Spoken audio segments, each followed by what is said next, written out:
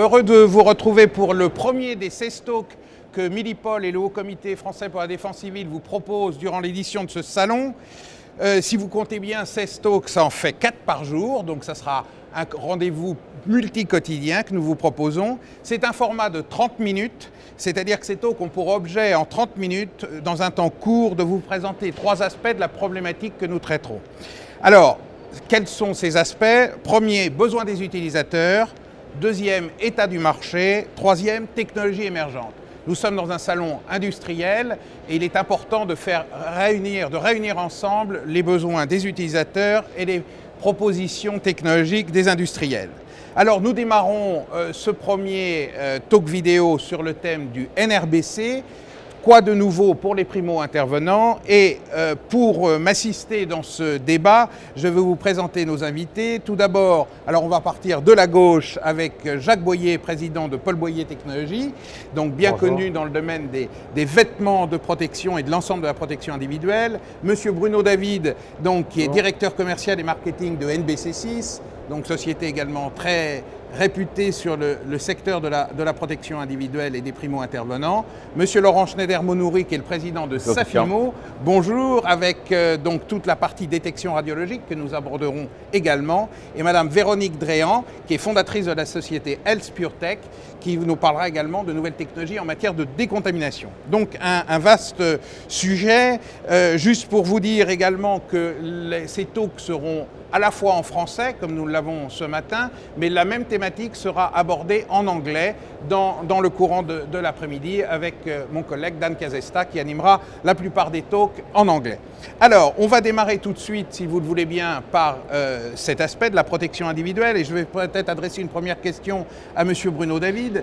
Donc, Bruno, quelle est aujourd'hui la tendance du marché en matière de protection individuelle et notamment en matière de protection respiratoire? Est-ce qu'il y a un changement entre ce que l'on voyait il y a quelques années et ce que vous proposez aujourd'hui au salon Milipol? Oui, aujourd'hui, on se focalise sur le confort de l'utilisateur, le confort de port, c'est-à-dire oublier qu'on porte dans la mesure du possible une protection individuelle, ce qui est un facteur stressant. Et donc, on a des travaux sur des nouveaux masques à gaz, nouvelles cagoules. Et aussi dans le cadre d'un projet européen qui s'appelle IFREACT. Aujourd'hui, ce que demandent les utilisateurs, c'est d'être connectés entre eux, donc de pouvoir communiquer verbalement, mais aussi envoyer des messages. Donc on voit apparaître dans ce projet ce qu'on appelle des add-ons, qui sont par exemple des smartphones qui sont utilisés par chaque primo-intervenant, et des recopies vidéo, un petit écran qui est devant le masque à gaz, qui permet donc au PC de commandement d'adresser des messages en temps réel sur l'évolution de la menace, où se situe la menace, des messages d'évacuer la zone. Alors, ces aspects technologiques méritent une grande intégration. On en reparlera un petit peu avec les différents systèmes et on parlera des problématiques d'intégration, mais intégration également entre la protection individuelle respiratoire et la protection vestimentaire. Alors, du côté vêtements, Jacques, comment les choses évoluent? Du côté vêtements, c'est un peu la même problématique. On demande plus de confort, avec des niveaux de protection de même qui sont équivalents, si ce n'est supérieurs. Donc, que ce soit pour des besoins militaires ou pour des besoins de sécurité civile, pour les primo-intervenants. Donc, on a cette problématique. Alors, nous, comme vous le savez, bien, on a développé toute une gamme de produits filtrants qui permettent donc à des militaires d'intervenir dans des zones contaminées de très haut niveau de contamination pendant 24 heures, tout en conservant une capacité opérationnelle importante, c'est-à-dire un confort qui leur permet d'évoluer. Aussi bien dans des zones tropicales, dans des zones équatoriales avec des taux d'humidité très élevés. Et donc ce sont des tenues qui ont été reconnues aujourd'hui par des quantités de pays. Et récemment, on en est très fiers par les États-Unis qui ont retenu notre technologie pour équiper leurs forces. Voilà. Donc ça, je parle donc dans le domaine des équipements filtrants, donc pour des opérateurs comme des des combattants, ce sont des équipements filtrants, mais nous avons également une gamme de développement, en développement très importante qui commence à être commercialisée maintenant, qui sont des produits étanches, qui sont des scaphandres ventilés, qui permettent donc à des médecins d'intervenir et bien on équipe le ministère de la Santé australien, on équipe les Singapour, donc vous voyez, ce sont des produits qui sont bien adaptés au climat très très difficile, au climat très humide et très chaud. On équipe des pays du Moyen-Orient, évidemment on les vend en France. Ce sont des tenues qui sont parfaitement adaptées à des interventions de police, de santé, d'investigation, de reconnaissance ou de décontamination. Et là, on rejoint en effet la problématique de la décontamination. On en parlera tout à l'heure. Voilà. Mais je voulais revenir sur les interfaces entre protection individuelle respiratoire, vêtements. Très souvent, pour le client, la difficulté, c'est d'appréhender un système global. Et comment vous gérez ça entre industriels, comment les programmes... Est-ce qu'il y a un changement dans la nature de conduite des programmes? Peut-être Bruno. On est donc avec la société Paul Boyer Technologies pour la DGA, sur un programme d'études amont, qui est un démonstrateur de protection individuelle, où on a, pour la première fois, la DGA a lancé l'étude d'un système de protection individuelle.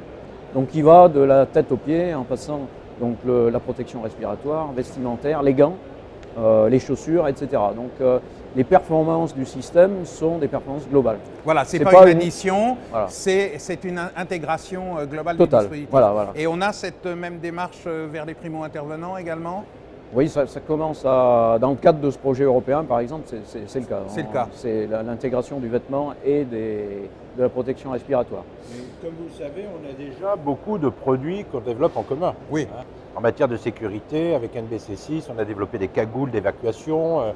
Le scaphandre dont je vous parlais, il fonctionne avec une ventilation, une soufflante et une filtration NBC qui est faite par NBC6. Donc si vous voulez, on a beaucoup de coopération et on travaille beaucoup sur les interfaces avec leurs masques, avec tous les produits qui sont développés chez NBC6. Sur notre nouveau masque qui s'appelle donc Cyrano, on a travaillé en commun avec les ingénieurs de la société Boyer pour mettre au point une interface, une étanchéité parfaite au niveau entre le masque à gaz et la cagoule des tenues filtrantes. Oui, c'est la première fois qu'on a, une des premières fois qu'on a vraiment une étude globalisée où on pense et on raisonne système de protection individuelle. Alors, avant de parler également de l'intégration des problématiques de détection, on va y venir dans un instant. Je rappelle à nos internautes qu'ils peuvent réagir sur Twitter. Ils ont le petit signe qui s'est montré TalkShow Midipol. Donc je reçois ces petits tweets, donc n'hésitez pas à les envoyer si vous avez des réactions. Alors, Laurent, on va parler aussi un petit peu de détection radiologique, détection nucléaire. Évidemment, Fukushima est dans la tête, je dirais, de tout le monde. La problématique de la sécurité à la fois des primo-intervenants, mais même plus largement des populations, se pose aujourd'hui dans les grandes crises nucléaires. Ce n'est pas que nous souhaitons un Fukushima tous les jours, mais on voit bien, je dirais, l'ampleur des problématiques que posent des catastrophes de cette nature. Et puis ensuite, même la dissémination de cette contamination dans l'environnement. Alors comment travailler cette interface entre l'homme, finalement, qui va intervenir avec des équipements de protection individuelle dans les premières heures du risque et vos équipements. Comment ça se passe? Alors, notre thématique, notre métier, c'est d'amener de l'information. Nous, notre métier, c'est pas de protéger, c'est d'amener aux primo-intervenants de l'information. On travaille dans deux dimensions. La première dimension, c'est de libérer le primo-intervenant de la gestion de sa propre protection radiologique en n'ayant à l'extérieur de la zone un leader qui peut lui dire de se positionner à tel endroit ou à tel autre par rapport à une zone chaude. C'est ce qu'on a mis en place sur des systèmes de télédosimétrie où l'opérateur n'a plus à se gérer sa propre dosimétrie, c'est son chef d'équipe qui le gère et qui donc lui est complètement dédié à intervenir. Ça, c'est la première chose. Deuxièmement, c'est comment est-ce qu'on met en place des systèmes qui, post-accidentels, amènent de l'information aux gens qui doivent intervenir sur l'état radiologique de la zone. Donc, c'est des systèmes de surveillance de zone qui sont mobiles, qui sont autonomes, donc ne sont pas liés à de l'énergie, et qui sont capables d'être positionnés en quelques heures pour surveiller une zone, voire surveiller des mouvements de personnes à l'intérieur de la zone. Un des produits qu'on a développé et qu'on présente sur le salon, qui s'appelle la DIRAD, qu'on a développé avec le CEA, est quelque chose qui est mobile et qui permet de gérer dans le flux de personnes la contamination ou la radioactivité portée par un intervenant ou autre. Alors ça c'est très intéressant en matière par exemple de contre-terrorisme pour vérifier des aéroports, des gares, des stations de métro, etc. Tout à fait. C'est utilisé dans une cas d'une crise, soit en amont pour la prévenir, soit en cours de crise pour éviter des flux de personnes qui peuvent porter transférer la contamination. La contamination. Et puis il y a une thématique qu'on est en train de réfléchir qui est encore plus en amont, qu'on travaille, on est en train de voir avec une société comme la société Bertin pour équiper un drone d'un capteur radiologique qui permettrait de surveiller la zone, cartographier, pour permettre avant l'intervention des primo-intervenants de savoir où peut se situer. Alors ça c'est des dispositifs qui existaient déjà mais sur des vecteurs lourds comme les hélicoptères et maintenant la miniaturisation permet… On est en train d'y travailler, c'est pas encore complètement développé. Complètement développé, mais c'est quoi, une perspective de 3 ans? C'est 3 à 5 ans, oui. Très bien. Alors, on voit bien, je dirais, le lien entre détection et protection individuelle, on y reviendra. En matière de décontamination, quoi de neuf, je dirais, notamment, puisqu'on connaît les systèmes de décontamination souvent, je dirais, difficiles pour la mise en œuvre sur le matériel, sur les équipements, sur l'homme aussi, mais vous êtes plus spécialisé sur la partie équipement. Donc on sait que les matériels sont souvent, lorsqu'ils sont contaminés, un peu condamnés, donc, et les infrastructures aussi. Alors quelle nouveauté dans ce domaine? Alors concernant les SpureTech, tout est neuf. Puisque la société est une jeune start-up, nous avons lancé sur le marché donc en 2013 un nouveau produit de décontamination formulé par les laboratoires Sandia aux États-Unis, qui est un produit de décontamination de surface qui permet à la fois de lutter contre les toxiques chimiques et biologiques. Ce produit est utilisé par les forces armées américaines depuis un certain nombre d'années, par le FBI, par les National Guard également. C'est un produit qui est extrêmement efficace puisque ça permet de tuer l'anthrax en 15 minutes. Donc très peu de produits ont cette efficacité. Mais également le gagé, le Bacillus globigii, etc. Donc des toxiques de guerre. Ce produit donc détruit complètement en fait la partie génétique des cellules. On n'est pas simplement sur une encapsulation, mais on est véritablement sur une destruction des toxiques biologiques et une neutralisation des toxiques chimiques.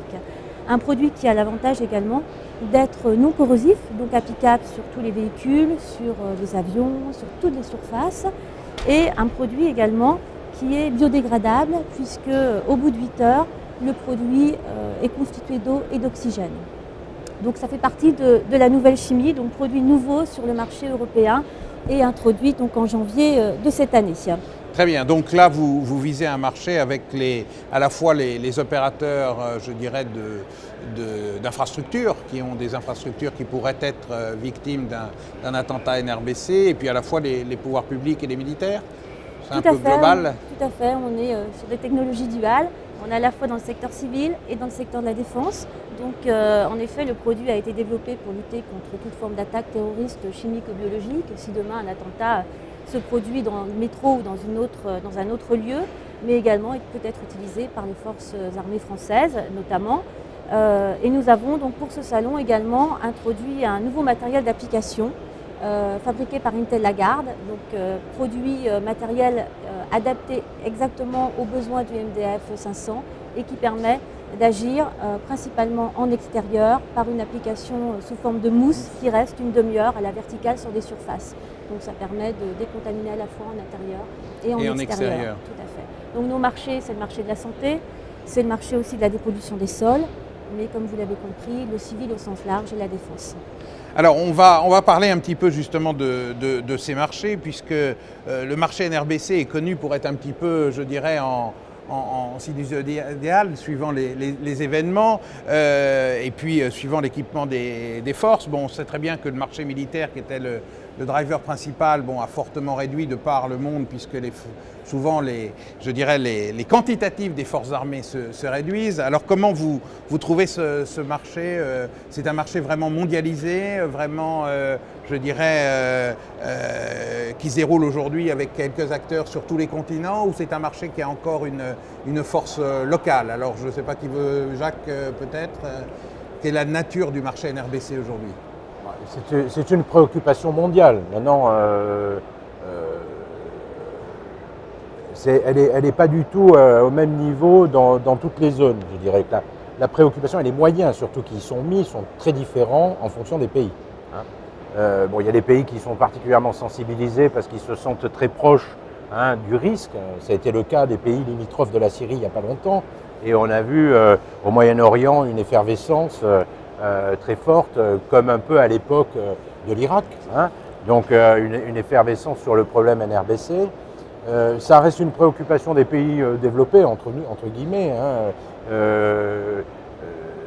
qui s'équipent parce qu'ils sont de plus en plus appelés, et dans le domaine militaire, à intervenir dans des missions de la paix. Donc on voit des pays qui s'équipent. Je travaille beaucoup avec les pays de Scandinavie actuellement. Toute l'Europe du Nord est appelée à intervenir sur des sites dans le cadre de missions de la paix. Donc pour ça qu'il leur faut des tenues très confortables, il leur faut des équipements pour aller un peu partout là où il y a évidemment des risques. Et évidemment le marché le plus important du monde, c'est le marché américain, puisqu'à lui tout seul, il doit représenter l'équivalent de la somme de tous les marchés mondiaux. Voilà. Donc, alors, est-ce que également les grands événements ne sont pas un driver du marché, Bruno? On pense aux Coupes du Monde, on pense aux Jeux Olympiques. Voilà. Est-ce que ça aussi pousse les pays à s'équiper? Oui, c'est le cas en ce moment du Brésil, par exemple. Le Brésil qui s'intéressait peu ou pas au NRBC il y a encore quelques années. Et aujourd'hui, on a des demandes. On a fait une mission avec le GIE Défense NBC, une mission des industriels français au Brésil l'année dernière. Et donc ça a été assez porteur, puisqu'on est régulièrement consulté et on commence à vendre au Brésil. Donc ça, c'est principalement dû à la Coupe du Monde et aux Jeux Olympiques, donc pour que le Brésil se protège contre de possibles attentats terroristes. Donc vous n'êtes pas encore sur le Japon, mais ça va bientôt arriver, quoi. Alors, Laurent, oui, justement, est-ce que c'est les mêmes drivers pour la détection radiologique ou est-ce que c'est un peu différent? Alors sur la détection radiologique, la difficulté de la détection radiologique, c'est que l'impact, il n'est pas immédiat. Le risque radiologique, on a du mal à le voir, on ne le sent pas, on ne le touche pas, il ne chauffe pas et il ne donne pas des effets tout de suite. Donc lorsqu'il y a des grandes catastrophes, tout le monde se focalise dessus et puis avec le temps, ça disparaît, cette perception du risque. Ce qu'on voit nous, c'est qu'il y a de la même manière que dans les grands événements, on sent effectivement un besoin et on est sur les mêmes thématiques du Brésil. Et effectivement, le Japon, c'est encore un peu tôt parce que le Japon, il s'occupe d'autre chose sur le radiologique actuellement. Oui, oui. Mais on voit une réflexion se poser sur les matières. Comment est-ce qu'on contrôle les matières? Comment est-ce qu'on fait pour arriver à la fois redonner une vitalité économique à une zone qui a été contaminée pour qu'elle puisse exporter, mais aussi comment est-ce qu'on protège les personnes sur place pour qu'elles puissent consommer. Et ça, c'est sur des thématiques assez complexes puisque ça demande des grands volumes à traiter. Et puis il y a le risque frontière qui est là plus lié à des thématiques géopolitiques. Et actuellement, ce qui peut se passer en Iran fait en sorte qu'il y a peut-être des réflexions, mais qui sont plus organisées par la communauté internationale oui, que par les pays les uns les autres. Donc vous avez finalement des marchés nationaux, des marchés liés aux institutions internationales, que ce soit l'ONU ou ses agences, essentiellement. Voilà, et l'AIEA, et puis vous avez les grands événements et localement les primo-intervenants aussi, puisque le risque radiologique peut être aussi industriel. Donc, oui, mais c'est là où le risque radiologique des primo-intervenants, tel qu'on le perçoit, c'est qu'ils cherchent d'abord à se protéger. Nous, on ne protège pas, on identifie. Oui. Donc l'identification passe lorsqu'il y a, il peut y avoir des arbitrages budgétaires à faire, passe après la protection. Dans la pyramide de Maslow du NRBC, si je peux dire, c'est d'abord le masque à gaz et la tenue. Ouais. Ensuite, la détection vient en deuxième niveau s'il reste des crédits. Voilà. Alors, je ne parle même pas des donc c'est dur pour la décontamination. Mais moi, je m'aperçois toujours que dans les grandes crises qu'on a vécues, notamment aux États-Unis en 2001 avec ces affaires de contamination à l'anthrax, c'est quand même sur les budgets de décontamination à la fin que la facture a été la plus lourde. Hein. Donc c'est important. Oui, alors nous on fait le constat en effet qu'on est sur des marchés extrêmement sensibles, où ça nécessite des produits extrêmement efficaces. Donc on est directement dans une envergure internationale, on n'est plus sur un marché national ni même européen. Et nous avons paradoxalement une forte sensibilisation à faire auprès de l'ensemble des acteurs parce que en France et en Europe, on est plus sur de la décontamination de personnes que sur la décontamination de surface, contrairement aux États-Unis, d'infrastructures. Voilà, aux États-Unis, tout est extrêmement bien organisé. Si demain il y a une attaque terroriste ou chimique, ils arrivent directement pour décontaminer les zones. En France, on est encore plus sur la décontamination des personnes que sur des surfaces. Donc on a beaucoup de sensibilisation. Il faut dire que les Américains ont vécu ce que les Européens n'ont pas encore, et j'espère ne vivront jamais, mais je veux dire, c'est vrai qu'il y a une sensibilité plus importante. Alors on a vu un petit peu, je dirais, l'état du marché, on a un peu parlé des technologies. Moi j'ai deux sujets là pour les quelques minutes qui nous restent. Je voudrais vous parler un peu d'Europe et de recherche. On a parlé d'un programme. Il y a beaucoup de programmes européens qui se développent. La Commission va lancer dans quelques jours ici à Milipol les informations sur Horizon 2020 avec des programmes de recherche dans le domaine NRBC. Alors qu'est-ce que vous attendez de ces programmes de recherche en tant qu'industriel? C'est peut-être la première question parce que ce n'est pas toujours facile de coopérer et de voir qu'est-ce que l'on peut obtenir, mais néanmoins il y a pas mal d'argent que la Commission européenne verse sur ces calls sécurité, donc ça c'est une première question. Et puis peut-être la deuxième question, c'est la place de l'industrie française dans ce monde, je dirais, de l'offre NRBC. Alors qui veut démarrer sur les programmes européens? Peut-être Bruno, puisqu'il y a une expérience avec IFREAC. Oui, alors ces programmes européens dans le domaine de la recherche, c'est bien. Ce qu'on aimerait au niveau industriel, c'est que ça débouche sur des équipements et qu'il y ait des achats d'équipements, parce qu'on ne vit pas qu'avec des études. Qu'avec de la R&D. Qu'avec de la R&D. Donc c'est un peu ce qu'on attend dans les futurs appels d'offres européens. Aujourd'hui, c'était de la recherche. On attend des programmes qui débouchent sur des séries parce qu'on a des usines à alimenter et des personnes à faire vivre dans des ateliers et aussi dans des bureaux d'études, mais aussi dans les ateliers. Je suppose que c'est le même son de cloche. Je partage tout à fait. On a un peu l'impression que c'est plus orienté sur la recherche pure. Ça fait vivre des laboratoires, donc les gens qui ne sont pas concernés par le produit et sa production industrielle. Or, nous, ce qui nous intéresse, c'est d'avoir développé le produit. Et bien sûr qu'il y a la phase laboratoire, la phase centre de recherche, mais il faut que ça aboutisse sur un produit qu'on va fabriquer en série. Et donc, c'est ça notre... Aujourd'hui, il faut qu'on arrive à transformer ces projets où il y a de très beaux projets actuellement dans des opérations européennes, avec des coopérations entre industriels ou entre laboratoires européens, mais il faut que ça aboutisse sur des produits qu'on vend. Voilà. Et qu'on fabrique. Alors, la question du marché, est-ce que vous avez senti une raréfaction forte des crédits dans le domaine NRBC dans les pays européens, pour ne parler que de l'Europe?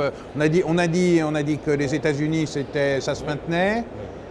Oui, on ressent quand même, on ressent très nettement une baisse d'activité, des budgets quand même. Enfin, alors c'est pas les mêmes, c'est pas au même endroit. C'est vrai qu'aux États-Unis, la problématique et la préoccupation, elle est toujours entière. Il n'y a pas de baisse. Il n'y a eu aucune restriction sur les budgets de NBC aux États-Unis. Alors qu'en Europe, on peut voir dans certains pays. On le vit en France. C'est la France. Arrêt des 4 derniers régiments félins. C'est 4000 systèmes de protection quand même.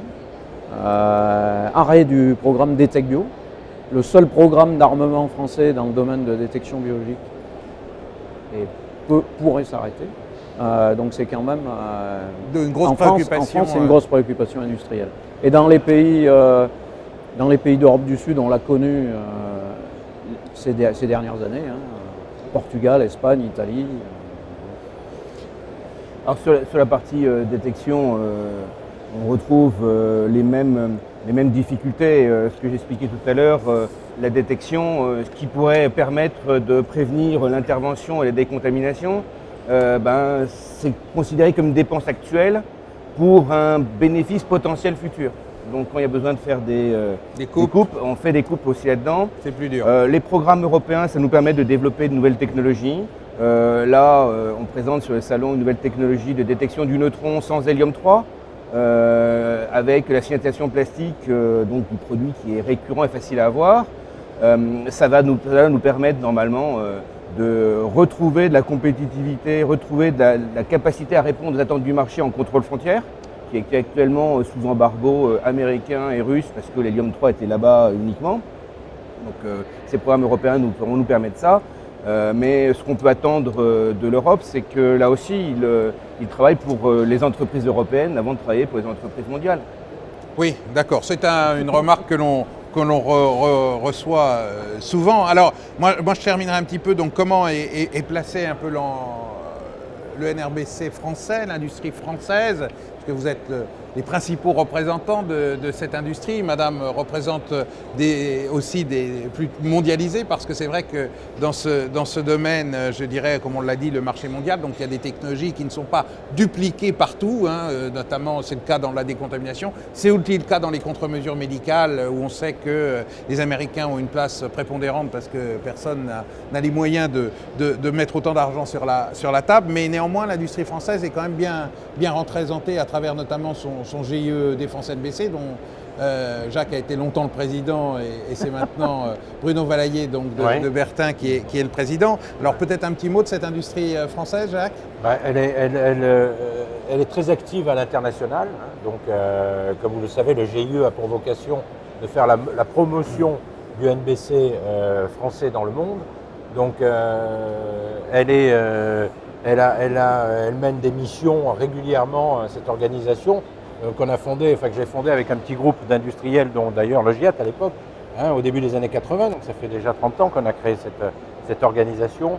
Elle est présente, on est présent partout. Je vous donnais, on a un exemple très récemment. Là, on a mené une mission, on a mené tout le groupement d'industriels en Algérie.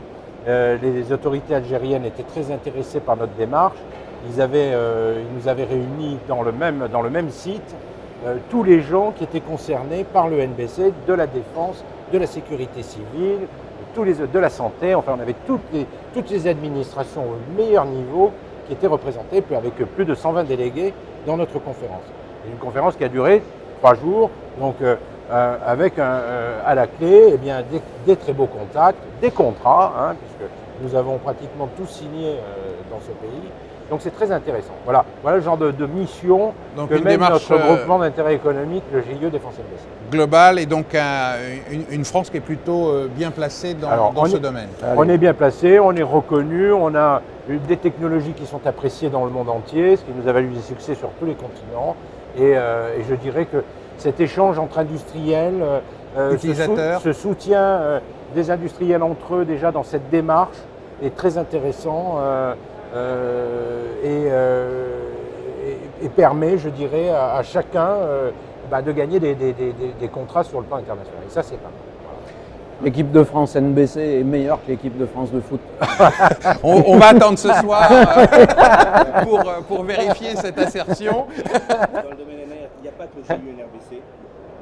Mais quand même, il n'y a pas que le GIE NRBC qui est capable de faire des offres internationales. Il y a effectivement une belle équipe de France, mais l'activité NRBC ne se résout pas à ça. Je pense que dans le domaine, en tout cas, de surveillance de la radiologie, la radioactivité, les capacités françaises sont importantes. Il y a des capacités françaises, franco-françaises, des capacités américano-françaises. Je pense que, en tout cas, la technologie française n'a pas à rougir des autres technologies. On se bat bien.